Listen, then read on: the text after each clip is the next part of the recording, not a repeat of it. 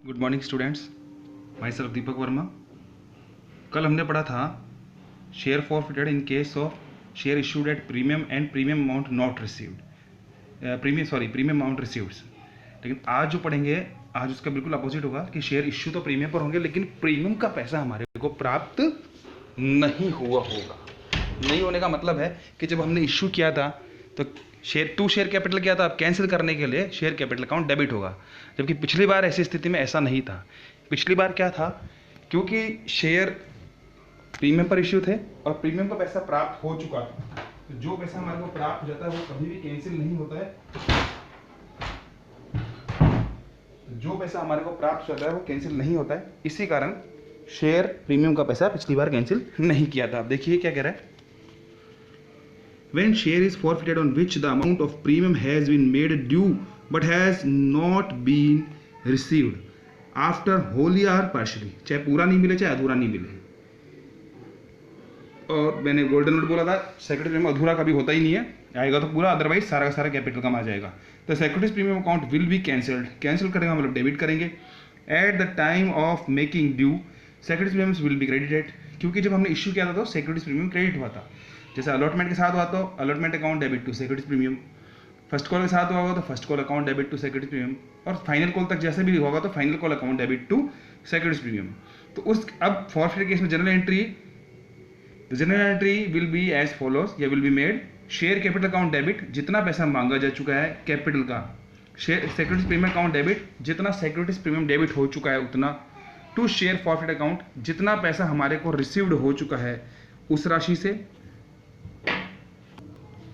तो to share forfeit account जितना पैसा कैश में प्राप्त हो चुका है, और टू अनपेड कॉल मतलब कॉल्स इन एरियर, अगर डिटेल पता है तो टू अलॉटमेंट कितनी, टू फर्स्ट कॉल कितनी, या टू फाइनल कॉल कितनी, नरेशन हो जाएगी शेयर फॉरफिटेड। देन एक एग्जांपल से हम समझेंगे अच्छे से। द L&T company limited offer to public for subscription of 50,000 share at the rate of 20 rupees each, 50,000 share issue किए 20 रुपये वाले, एट ए प्रीमियम ऑफ ₹5, 20 का शेयर 5 रुपये प्रीमियम मतलब 25 रुपये में किया है। The amount was payable as under on application ₹5, on allotment 12 rupees including 5 rupees premium.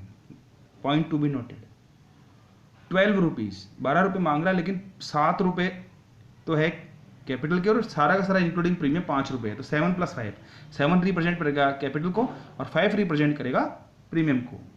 On first call मतलब फर्स्ट एंड फाइनल वही है, तो ये हो जाएगा अपने पास, सॉरी फर्स्ट कॉल पे 4 रुपये और सेकंड एंड फाइनल कॉल पर भी हमारे पास 4 रुपये। टोटल चेक लीजिए, 5 और 12 17, 4 21 और 4 25, तो ये होगी डिटेल।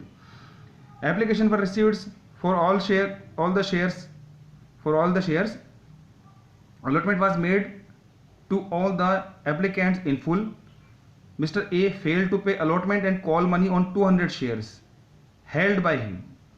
Mr. A जिसके पास फेल्ड रहा वो paid to allotment and call money, मतलब उसने अलॉटमेंट भी दिया और कॉल भी नहीं दी, उसके पास शेयर कितने थे 200। Mister B was allotted 300 shares, he did not pay the call money.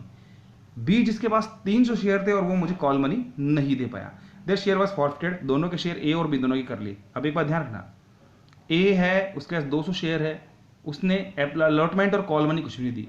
B जिसके पास 300 शेयर है वो उसने अलॉटमेंट दिया लेकिन कॉल मनी नहीं दे पाया वो, तो जनरल एंट्री हमारे को करनी होगी। तो देखिए आपको मैं बताता हूँ जनरल एंट्री किस तरह से होगी।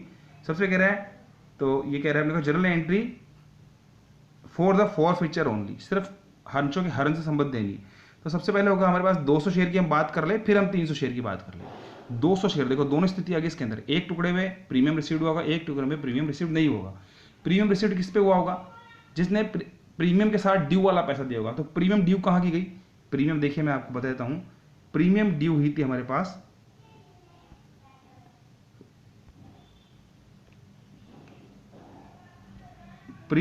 हमारे पास अलॉटमेंट के साथ। ये देखिए ये दे रखा है 12 रुपये हमारे पास इंक्लूडिंग प्रीमियम 5, कहां पर है अलॉटमेंट। अब ये क्या कह रहा है आपको कि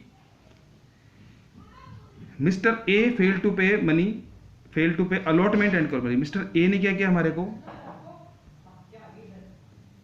मिस्टर ए हमारे को फेल रहा किसके अंदर,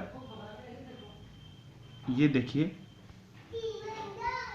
मिस्टर ए ने हमारे को फेल टू पे कॉल, जिसका 200 शेयर थे वो अलॉटमेंट और कॉल मनी नहीं दे पाया, मतलब इसने अलॉटमेंट नहीं दिया, तो इसका मतलब इन ए के 200 शेयर पे प्रीमियम भी मेरे को नहीं मिला है।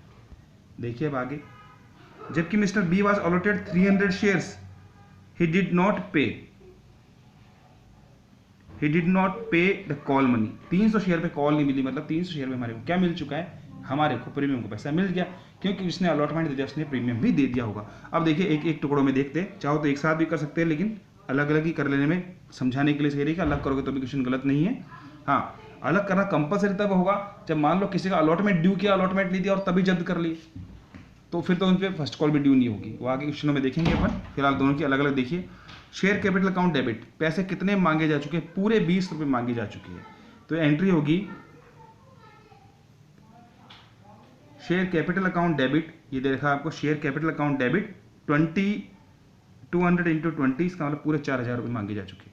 उसके बाद कह रहा है securities premium account debit, 200 share जिसके ए के पास थे, उसने मुझे प्रीमियम को पैसा नहीं दिया था, तो प्रीमियम डेबिट करेंगे। प्रीमियम कितनी थी, 5 रुपये, तो 200 शेयर में 5 रुपये से सिक्योरिटीज प्रीमियम अकाउंट डेबिट, ये अपने पास 1000 रुपीज़ से। उसके बाद देखिए आप, उसके बाद आपको कहा जा रहा है टू शेयर फॉरफीचर अकाउंट।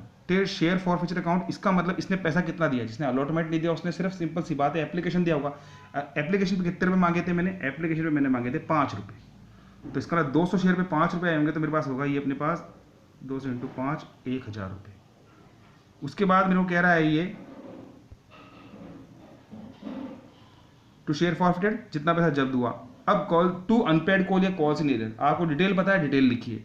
जैसे आपको क्या रखा, अलॉटमेंट के बाकी है, तो अलॉटमेंट पे कितने रुपये मांगे थे, 7 + 5 12, ये देखिए अलॉटमेंट पे मांगे थे 12, अलॉटमेंट पे मांगे थे 12 रुपीज़, तो 12 रुपीज़ मांगे थे, 200 इंटू 12, तो ये हो गया आपके पास 2400 रुपये। उसके बाद फर्स्ट कॉल पे कितने मांगे, 4 रुपीज़, ये देखिए फर्स्ट कॉल पे 4 रुपीज़, तो फर्स्ट कॉल की एंट्री अपने पास जाएगी 200 into 4 800। To share second and final call, second and final call पे मेरे पास मांगे मैंने कितने, 4 रुपये, तो ये मेरे पास आ जाएगा to share second and final call 800 rupees. Now narration, mister A share forfeited due to unpaid of due to non payment of allotment and calls money, या सीधा रख सकते हो मिस्टर ए शेयर फॉरफिटेड, या मिस्टर ए 200 शेयर फॉरफिटेड, और short में लिखो तो शेयर फॉरफिटेड। तो ये तो वो स्थिति जिसमें मेरे को प्रीमियम का पैसा प्राप्त नहीं हुआ था, इसलिए कैंसिल होगी। अब देखिए आगे,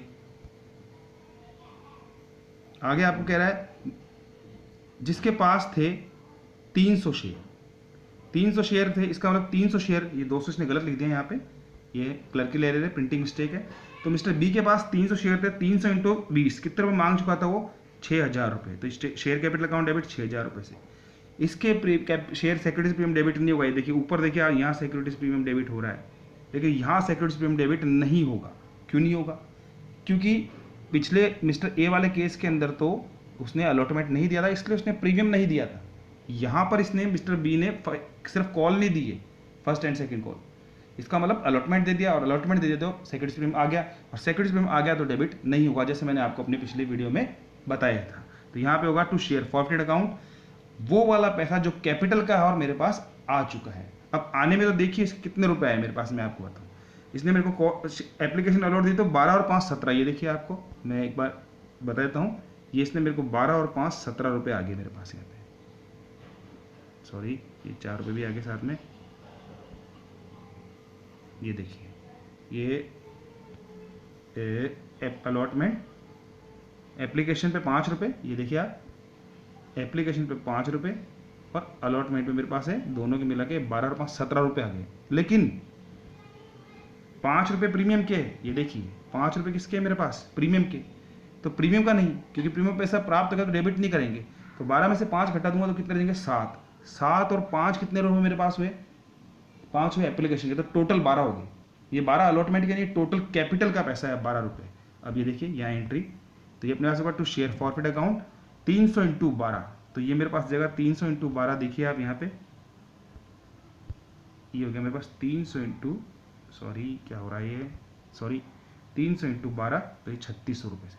उसके बाद होगा फर्स्ट कॉल पे कितने मांगे थे मैंने, 4 रुपये, तो 300 into 4 to share first call account 1200 रुपये। जब फाइनल कॉल नहीं आएगा तो share second and final call account 1200 रुपये। Mister B's 300 share also forfeited due to non payment of first and second and final call, या बी शेयर फॉरफेड, या और short लिखो तो शेयर फॉरफेड। तो ये है जब शेयर इश्यू किए जाए प्रीमियम पर, और या प्रीमियम को पैसा प्राप्त हो या नहीं हो तो कैसे स्थिति होगी। पिछले वाले जो वीडियो था मैंने उसमें आपको प्योर बताया था कि जब पैसा प्राप्त नहीं होता है तो क्या करते हैं। आज वाले वीडियो मैंने दोनों स्थिति लेके दिखा दिया आपको कि प्रीमियम पे इश्यू हो और पैसा प्राप्त हो जाए प्रीमियम का तो क्या करेंगे, और नहीं हो तो क्या करेंगे। जैसे ए के केस के अंदर में देखा प्रीमियम का पैसा प्राप्त नहीं हुआ, जबकि बी के केस के अंदर में देखा प्रीमियम का पैसा मिल गया। तो वीडियो देखने के लिए बहुत बहुत धन्यवाद। पसंद आया तो वीडियो लाइक जरूर कीजिए। Thank you very much.